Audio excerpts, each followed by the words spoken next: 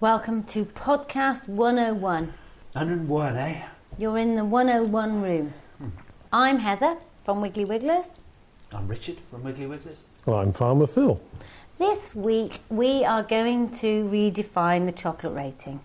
Sorry for sounding a bit down, but obviously it comes to something when you have to redefine the chocolate rating due to listeners. But no matter, I'm bigger than all this because I've ate a lot of chocolate. No beer rating then, Rich? No, it doesn't look like it, Phil. No, we'll carry on with the chocolate rating. What are we going to rate, though? Well, we rated the chocolate that we tasted against the old chocolate rating. Yeah. So obviously that means that we had a Cadbury's defined as a Nestle, Right. maybe, and a Milka, which was a Milka, ended up being defined as a... I'm losing my will to live. Anyway, the point is that we'll now have to redefine the chocolate rating so that the chocolate rating will be as the chocolate tastes, alongside a little bit of ethics of the chocolate. Right. Are you with me? No. Farmer Phil? I've gone to sleep for a moment. I was actually contemplating Ricardo's shirt because he has another fine example on this morning. Oh, Phil said this morning. He said, "What have you got on?" Look at the state of him.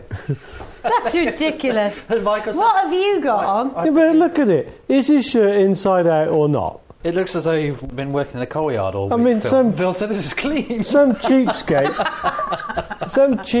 over there sewed the buttons on one side and the pocket on the inside. I mean, It is it an interesting point that then, in fact, the shirt has a pocket on the inside. Are you sure you've got it on the right way around? Well, the buttons are all this the right way, so I've got to think it.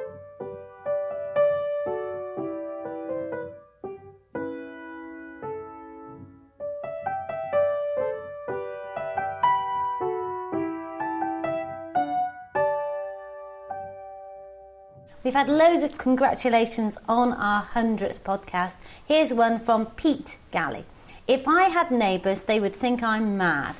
I've been listening to podcast 100 on my iPod while working outside this evening and laughing my head off. It was absolutely brilliant. Even our Shetland ponies started to look oddly at me. I hope someone took action pictures of the intrepid tasters in their bags.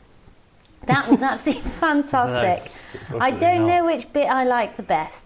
The double bagger comment, the laser display comment, or Heather's plaintive wail when discovering that Milka was no longer a Milka. What have you done? As for poor old Pemberton's chocolate, you cannot slate them if they are a small company. Give them another chance. Pete in the Hills. I quite agree. That was such a pity to slate Pemberton's, but we had to be true to the tasting. So I am totally up for some more chocolate From Pemberton. from Pemberton's. Just to be on the safe side. Yes, because I do Even though think- you did take it out of your mouth, half chewed, and spread it all over the table. I'm just wondering if it was an old batch or something. I don't know. Oh, I don't know. You know, the reason I got it is because I really admire the company, and they've won tons of gold and silver awards at all sorts of prestigious chocolate tasting venues worldwide. Right, okay. But as I said, we have to be true to the chocolate tasting, and it was rank, and I did spit it out. So sorry about that, but we'd love to try some more. Well, I suppose it is a matter of taste because I assume that Hershey's do manage to sell some chocolate to somebody, and I assume somebody does like Hershey's. So Quite possibly Don't be millions of bars. ridiculous, Yeah. Philip. I'm sorry. Of course they don't. It's absolutely awful. It's because they don't know any better. We've got Roddy Llewellyn coming up on the show. You had a chat to him, didn't you? Little chat with Roddy Llewellyn, yep. Yeah, and I know you've been down to Terry Walton, so that's coming up on a show soon. Brilliant day. Was it? It was, yeah. Tidy. Tidy. It was really, really good, it was. Was it? It was. It was a lovely day. I love it. I love spending time with him. Did you fix his M-Audio recording device? No. Funny that. I thought you were a what? Oddly, anyway, shall I tell you a story? Yeah. Shall I tell you a story? Because I'll have to tell the listener a little bit about what you've been up to as well. But that's the side of it. I went down there, and he wants to start his own podcast, right? And he was advised to get something, this piece of equipment. Actually, he probably should have spoken to Michael first, really. Anyway, bought this bit of stuff off eBay, and I got down and he said, "I've got this stuff. What do you think? A microphone's a bit big, isn't it? Like, a microphone that's about 20 foot tall. and it lasts, I mean, it should work perfectly well. I'm sure it does work perfectly well. A little mini CD recording device, probably just a job, really. And he gave it to me. He said, I need to wipe this CD so I can get all the stuff on there, we listen to it. Then he said, it's not blocked at all, is it? I looked at it thinking, I don't know. Anyway, so I tried to put it in the machine, so that in itself was difficult. He said, there's only 4 ways you can get it in, a 4-sided thing. Are we talking about, Rich, are we talking about a mini disc player here? Yes, is this the problem? This is a mini disc player. All right. So I tried to erase this little mini disc. You did? You who can't actually switch your computer on. Pressed a few buttons. You? Yeah, pressed a few buttons. He said, I thought you were a technocrat. That's very accurate. I said, no, Terry, you've got the wrong bloke. So we put that aside because it didn't work. Anyway, so I went back to the car and I got a little the RM audio, for our little roving Ricardo reports and stuff. Moving on now. So to another I shouldn't say this. Oh. Anyway, so I turned it on, and it didn't seem to appear. The bars just weren't shooting across the screen at all. So they were obviously not absorbing any sound. And I thought, this is very obviously odd. So I started pressing a few buttons, thinking, well, again, give me some options. No, wouldn't work. Fortunately, I had my little iPod, so that was cool. So I went back and got that. But as it transpired, the M audio, of which you'd taken out previously to do a couple of interviews, which the listener won't be able to listen to because you'd plugged the mic into the wrong socket. And perhaps it was a bit remiss of me not to check, but having used the thing for a couple of years now, of it looking exactly the same, didn't even occur to me to check it. Ridiculous manufacture, though, isn't it? Oh, definitely. That the same hole is available for do 2 different things. Yeah. Far be it from me, but I know somebody who would say that I think there's a training need over there with the pair of you. Podcast 100. Karen Burnham says, absolutely magical. Megan Glover says, congratulations on podcast 100, Wiggly Wigglers. I have to admit that the first time I heard one of your podcasts, I was wondering what these people are about. I originally downloaded it because the name Wiggly Wigglers led me to believe that there would be a wealth of information about my new purchase here in the US, a magic worm ranch. Even though I found that not exactly to be true of the podcast. Smiley. The wiggly lot of you still got me addicted after a few episodes.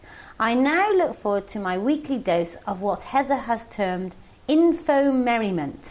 I think that's quite a fitting description of your podcast. So thank you for taking the time out of your busy schedules every week to keep us entertained and somewhat informed on activities at Lower Blakemere Farm, ethically and tastefully approved chocolates, what we can do or should not do for environment on a local and a global scale, cats, and oh yes, composting with worms. Keep the podcast coming. Megan. Lovely. Oh, that's nice, isn't it? And we had a letter in from Patrice Reed. And she says, hi Heather, here is a sample of our local chocolate made by a lovely man who learned to make chocolate in Europe and luckily for us has settled in Eureka and now has a thriving business. This is California. You should smell the shop when entering. I was wondering how it compares to Milka. I don't know if the rating is based on dark or milk, so I sent one of each. Hope this makes sense to you without melting before you hop across the pond. If you travel as far as Amy Stewart's and want to see one more garden, you're welcome to visit. Happy tasting. Patrice. P.S. Be sure Farmer Phil gets a morsel. After all of his going on about how you shouldn't beg for chocolate, it was clear to me that it was really he who was after the chocolate. Rumbled. Anyway, we've only got the dark chocolate here today. Why would that be, Heather? Because I ate the milk chocolate. You sat down there and scoffed a lot, didn't you? So we've got some dark chocolate. It's a Eureka bar and it's from California. And now obviously it can't become part of the chocolate rating because we've done that and I can't go through that again. But what do you think of it? Well, as a liker of dark chocolate, I would choose dark chocolate over milk chocolate, but any's fine, as Patrice has correctly identified. I thought it was very good. It's very fine. Some dark chocolate is quite bitter, and it's not. It's smoother than that, isn't it? It's very good. I like it. And the milk was lovely.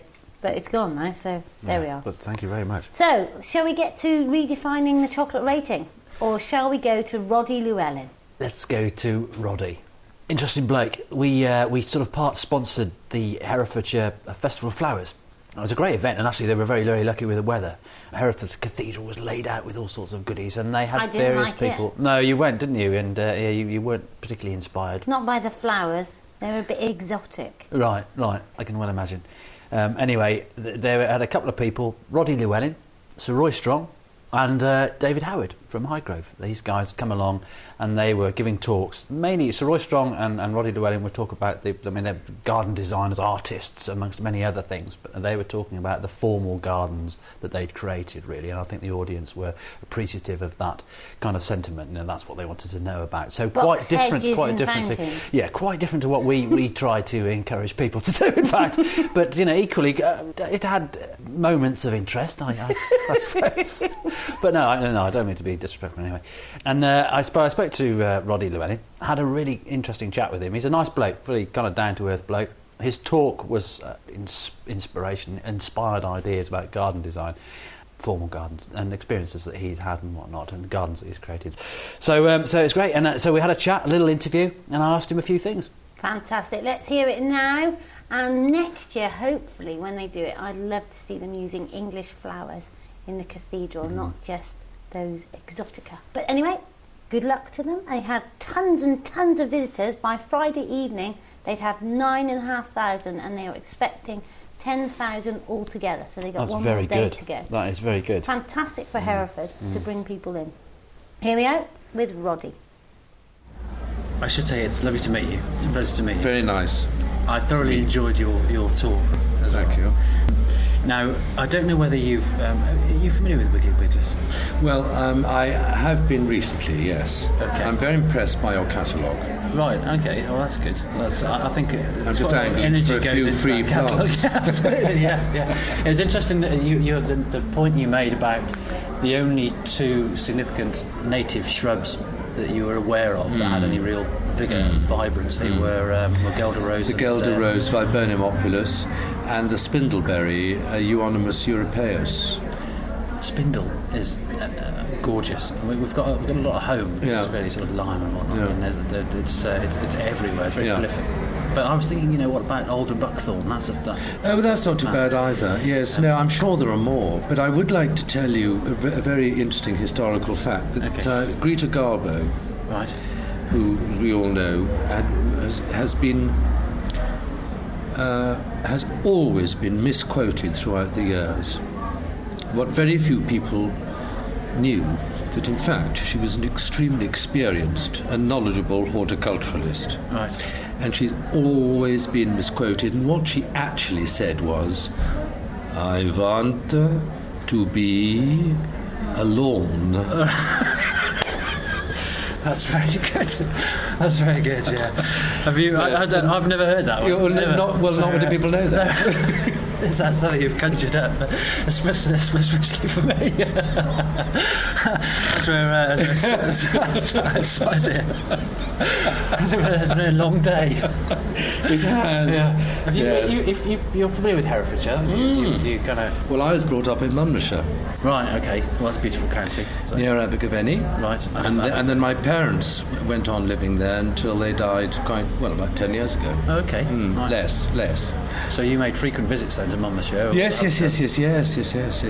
mean, it is my home county. Well, I'm now based in Oxfordshire. Well, in fact, we've led a somewhat peripatetic married life. We've moved, but now we think we found the last final resting place. Right, okay. Where no doubt I won't be carried out in a box. I shall be carried out in a zipped bag, whatever they call those horrible things. And but I think now South Warwickshire is such a pretty part of the world. It is. Warwickshire's beautiful, definitely. It's interesting some of the remarks you made during your talk about some of because there's a great deal of effort that goes into gardening, and some of the creative prowess, the energy involved in that. In your previous abodes, you mentioned that it was a kind of real strain to leave, and it must be a real strain to leave. So why do you do it? Why do you put so much energy into creating this wonderful space around you, and then leave and start it all over Because again? I like painting pictures. laying out a garden is very, very similar to painting a picture, except, of course, the oil goes on moving on the canvas.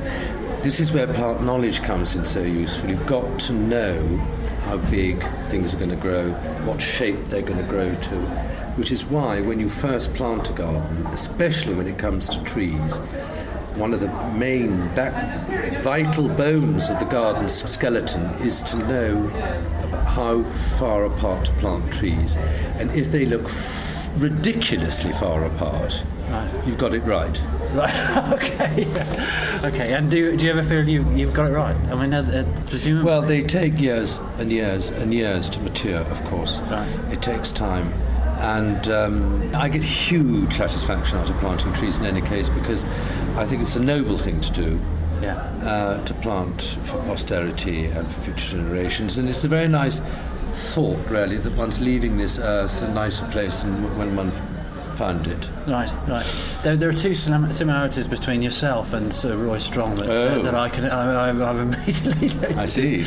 Not the hair. The first one is you were both thinking about death quite a lot, which well, you do when you get to a certain age. Yes. And the second one is that you both shattered any illusion that I might have had about yews being slow growing, because as Roy was saying yesterday about how relatively fast they grow, and, sure. And you were saying exactly the same thing. But what is it about you that inspires you so much?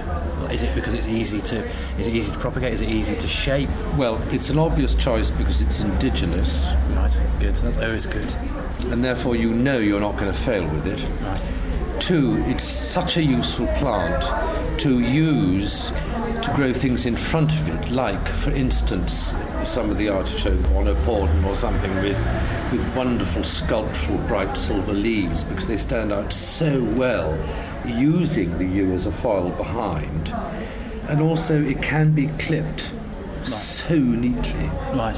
And it's very robust then. And it's very robust. But as I was mentioning, that I like exclamation marks in gardens as well. Okay. Now, if we are beginning to entertain Cyprus sempervirens. Right. Cypressus sempervirens, which of course one only saw around the Mediterranean region before, but now with our milder weather we can easily entertain it here. Okay. Of course the only one we've been able to grow is the Irish yew, Taxus baccata fastigiata. But I think Taxus baccata fastigiata robusta is just that little bit better. It's stronger, as its name suggests, and it's better with snow damage. It's less susceptible to snow damage. Not that we see very much snow anymore, but I mean, and it's a neater plant. It's a very, very good plant. Obviously you're a well-renowned garden designer, but what has taken you to the path that you're heading along now? At what point did you realise your real strengths? Well, I haven't come to that point in my life at all, because the shape of a garden really depends on the house to which it belongs to. Okay. And therefore the style that you adopt, or the layout you adopt, will almost entirely be dictated to by the house. Right, okay. That's interesting, sir. And of course, you're absolutely right. That's very true. Gardening for wildlife. Are you conscious of... I'm very, very conscious indeed of the importance of restoring what's left of our ecology, and to have some knowledge of how dependent insects and plants and birds are all so interdependent, because when you get rid of one you destroy that vital chain. Right. You cut out the link, and it's actually, when you think what man has done to his globe, it's nothing less than scandalous. It was an interesting point you made earlier about our importing timber, when we've systematically destroyed a plethora of forests that we once had here, and consequently importing all sorts of dodgy diseases in the process. Yes, well, I mean, it's so sad to think that England was this wonderful Emerald Isle, these huge impenetrable forests of oak and elm. I mean, if you think about elm, what a beautiful tree. And now you think we've lost all those because of imported wood from wherever it was. I think it was Canada, and it's just so unthinking and insane. So how do we change our ways then? For your well, I mean, they've put in rules and regulations, and everything has to be passed and tested and I don't know what, and I suppose that's the only way about it. I don't know. I've never considered running any country. I don't suppose it's particularly easy. No, I think you're probably right. Whoever you are, no, it's an interesting you have yes. I mean, you have to put in these rules and regulations, which of course is why it's better and safer in a way, much safer, of course, to grow from seed whenever you can. Absolutely, yeah. Thank you very much for that. No, not at all. Food for thought. No, lovely. Okay, cheers. Bye. Bye. Anyway, seeing as you've up my liege with your little interviews, should we have another little roving Ricardo report? You're just getting out of hand now, aren't you? You're just jealous because Monty and Will did an exquisite combine recording and completely wrecked your career. I am, completely. Yeah, why not? What do you got? I went to see my lovely mate Terry. Yep. When I turned up there, we went down and we had a look at his stunning hanging baskets. OK, we'll have a listen to your Terry Walton piece. Terry, it's brilliant to see you again. It seems like a long time since we last met. A lot of water's been under the bridge since then. Well, absolutely, especially in Eddyford where you live. I think there's a lot of water on the ground, let alone under the bridge. Yeah, it's been a shocking summer, hasn't it? Yeah, and I mean, the older garden has really paid the price of that, particularly the stuff you see around you now. I mean, the hanging baskets, the pots and the urns. I'll tell you what, it's amazing. I've just walked in here. I mean, when we met a couple of months ago for the first time, I came in your back garden and it was all in its infancy and you were going to tell me how it would look and what you'd done. But it's just a massive colour, the hanging baskets are abundant. What have you done to make them so huge? I noticed a couple of the smaller ones are going over now. Like you say, they've outgrown themselves. But they're just... the ones that are on the house are astonishing. Well, it's amazing, because, I mean, really, throughout the summer, we haven't had the benefit of this amount of colour. We haven't really come out anyway, because it was too wet. But, I mean, you must take compliment for this, because you brought along those two Pakashi units. Right. And I've been constantly filling these up with my kitchen waste, draining off this liquid, and daily adding it to my watering can and giving these a feed. Wow. So, I mean, they really have benefited. And do you think that's really made a difference, then? Fantastic. I mean, I normally get a good show. I've got to say that anyway. But I normally get a good... But, I mean, there's been... with the weather improving in late August, early September, plus the feeding from our Bakashi, you can see it really has kicked in. Yeah. And that's the only feed they get. I mean, so it's got to be working, because without a feed, they would have outgrown their use by now anyway. There's not that much compost in a hanging basket or a tub. But I mean, I think if you count the one in front of the shed door there must be, a couple of thousand flowers on that. It's got to be easily. I mean, what is that? About 5 foot long, something like that. Probably more than that. It's probably over 8, isn't it? If you look 3 foot wide. Yeah, it's over 8 foot high. And a massive colour. It's gorgeous. Yeah, and actually, for time of year, it is and the fantastic. 2 other outstanding ones, really, which should have gone over now. If you look at the rest of the busy lizzies in the garden, they've gone over. Yeah. But the 2 which are well sheltered there, what size did you say they were? God, well, they've got to be like 3'6" square, haven't they? Yeah, they've got to be, haven't they? Fantastic. It's a massive colour, isn't it? Yeah, it is. Yeah. So, I'm very, very pleased. So no problems with smells or anything using Bakashi? You haven't... Anthony hasn't moaned about you stinking the place out or anything like that? No, I mean, if you use it properly, and I've really read the instructions, which I don't normally do with anything, I just ignore them, but with this, as long as you keep changing it regularly, keep draining it off every couple of days, give it a couple of weeks of actually in the Bakashi unit itself, dispose of it, start again, it seems to work, and the smell is negligible. Right. So you can use it under outside your back door with no problem at all. What have you used with the after you pickled the stuff? Where have you used it? Well, it's got into my green Daleks on the allotments, and they're the ones where I collect my bulk waste on the allotments, and I got 4 of these on the go at one time. Right. So what I've done is I've taken bulk waste into that, I've put the Bakashi in between, hoping that's going to accelerate the breakdown of the rest of the compost. Right. So I'm looking for big things from these Daleks next year. Next spring there'll be a nasty letter in the post. Watch this space. So tomatoes as well. Have you been feeding those? I've clocked your greenhouse here. You've got a larger greenhouse on the allotment, but this one here is absolutely an abundance of all sorts of goodies and little tomatoes. What's the stuff you got in the propagator there? Oh, those are that's my wife's off-cutting of some little plants she grows which flower in the spring. I can't remember the name of them. Right. Something she fancied at a show, and she's taking a lot of cut-ins, and they seem to be very successful. Gorgeous. But you're unusual. I don't normally grow tomatoes in this one because I have enough coming from the allotments to keep us going. Right. But these are a variety which is supposed to be black. Okay. I've never seen anything black in nature. Nothing's ever black. Not easily. But they are very, very dark cherry tomatoes. Very, very sweet. Try one of them, Richard. See what you think of that. Well, they're kind of they are a slightly peculiar colour, aren't they? Yeah, they're very, very deep purple, aren't they? So I mean, they're not too. But I think again they've benefited from the little feeds of the Bakashi. But later, when you see the ones on the allotments, my glasshouse is like a jungle in Borneo now. You've got to go in there with a machete to find a tomato. I'm looking forward to that. And that's come from your other secret weapon. It's come from your wormery. Right. Yeah, they've done a fine job of weeing that lot. Yeah, fantastic. Oh, well, we'll have to make our way over to the allotment now, I think. But I mean, it definitely worked in here, and the bokashis are sitting on my greenhouse staging. Yeah, I've got your buckets here. Yeah. So it works quite well, doesn't it? So really just something just outside the house. I can highly recommend it. I mean, I was never into all this stuff before, but it seems to have done Well, the it's trick, funny, I mean, that's the thing, is it's very easy to sort of poo-poo modern things, you know, you sort of think, oh, you know, it's all a bit newfangled and whatnot, but actually it's not newfangled at all. It's just a way of harnessing something that's very, very natural and that's developed over millennia in many respects. So, yeah. I think it's the name it puts you off. You expect to do some yin-yang when you got a bokashi, don't you? Yeah, that's right. We're going to yin today, yang tomorrow, and bokashi the day after, you know. We've got a new ballroom dance, yeah? Perhaps we need to change the name. We need something more... But you couldn't really call it a rotting waste bucket, could you? I mean, it wouldn't go down very well.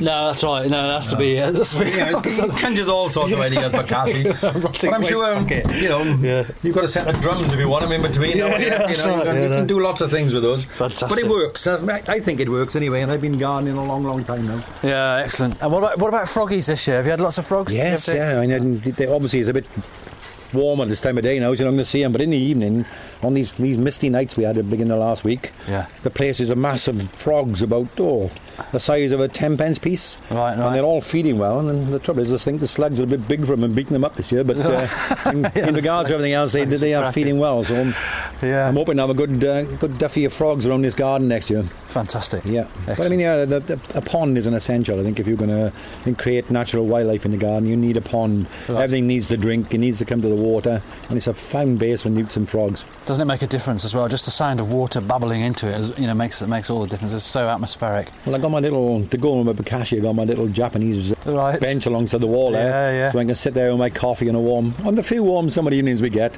nurturing that trickle of water and sip my coffee and watch the fish jumping. Yeah, and enjoy the beauty that you've created around you, in fact. Well, you get a chance to relax now and again and look at it. If you don't, there's no point in growing if you can't relax and look at it now and again. Yeah. And it's amazing. I mean, it's well into September now, and the garden is looking well. Yeah. It's only doing one thing though. It's stopping me planting my wallflowers, my pansies, my forget-me-nots, and my bulbs. So my wife won't let me rip this colour out at the moment, which should actually be going now, ready to make room for these. But there we are. We'll make the summer prolong. The seasons are changing. Let's prolong the summer. Well, when you come back from holiday, you'll be able to do all that, won't you? It'll give you something. What is me when I come back from holiday? I'll be dead. It's a hell of a responsibility to look after that, lad. Yeah, it is. Yeah, definitely. All my neighbours land up in mental institutions with breakdowns after looking after this lot. They go away looking wonderful and they start to die back, which is natural this time of year. And they, it's dying. No.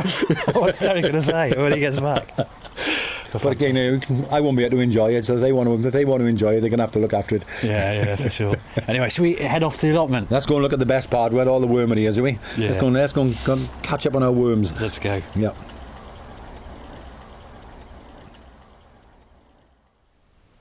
There we are. Good day. I know, yes, I enjoyed that. That was good, yeah. I could take up a few hanging baskets. Nah. Over to Phil, who wants to talk about such depressing things as foot and mouth.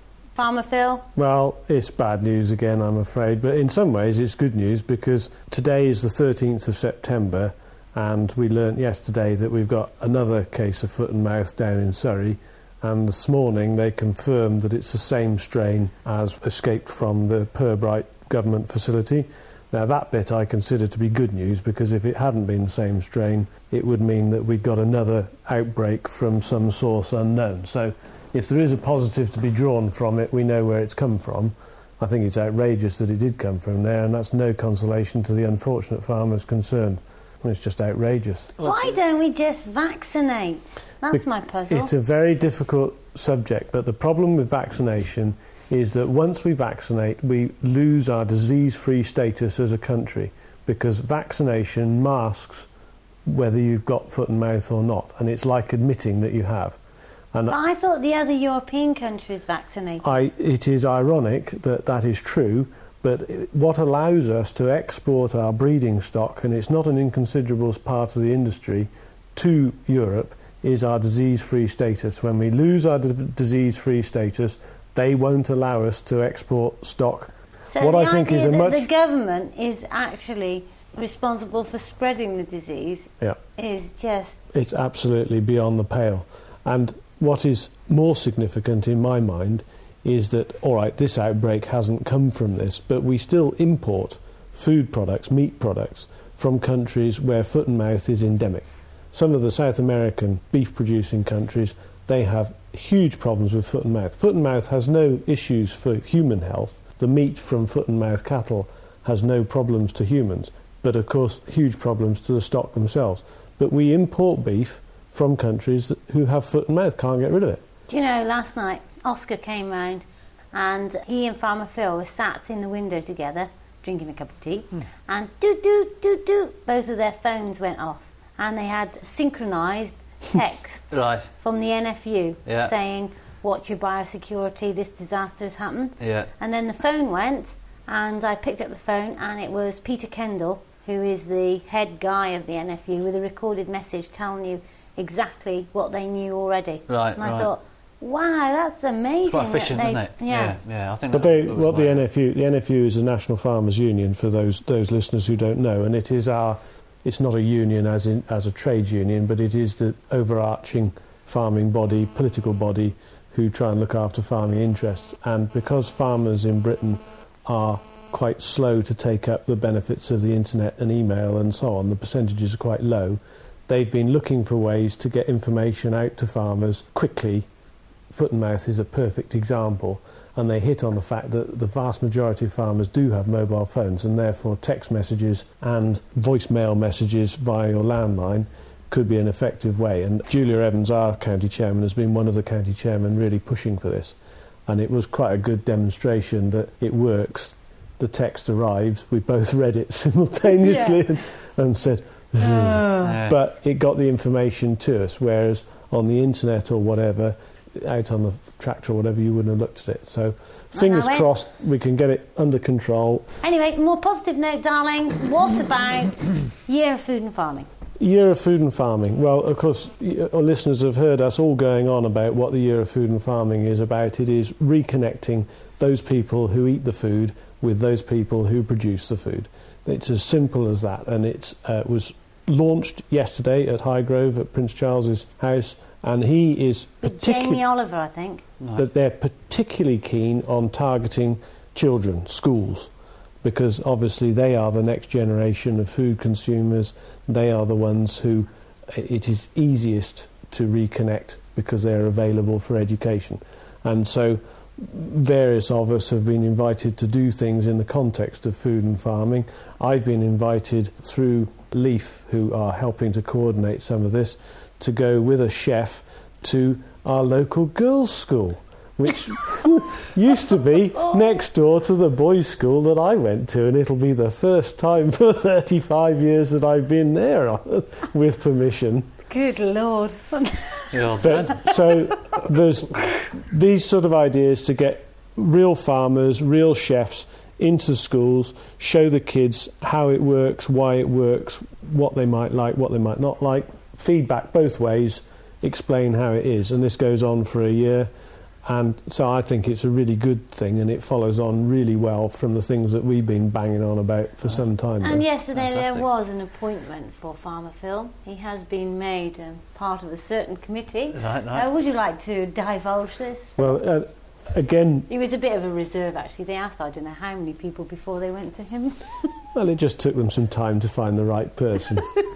But as part of this, not as food and farming, but in the same subject, the Duchy of Cornwall, who are our landlords, Prince Charles's farming arm, if you like, have in Bath pioneered the idea of getting local food into local schools, and with considerable success.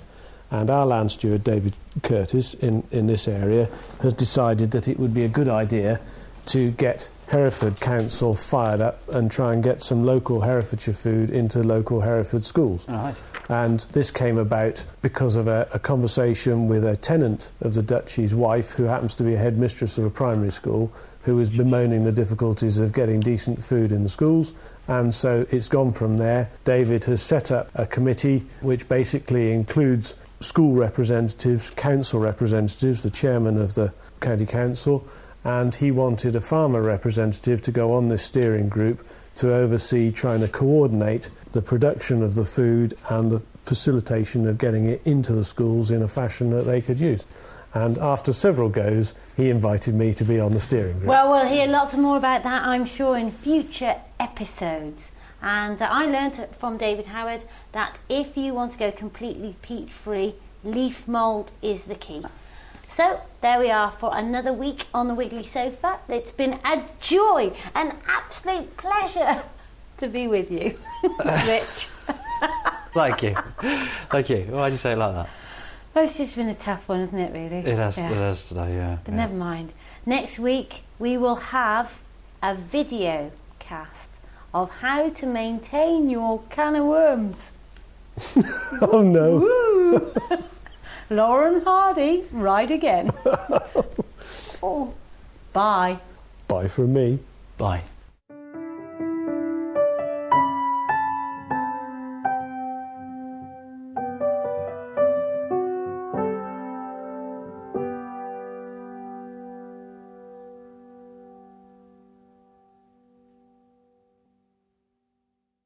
So, guys, we're not having the chocolate rating then after all. Oh, There's my comedy outro. So that'll be Heather's first beat.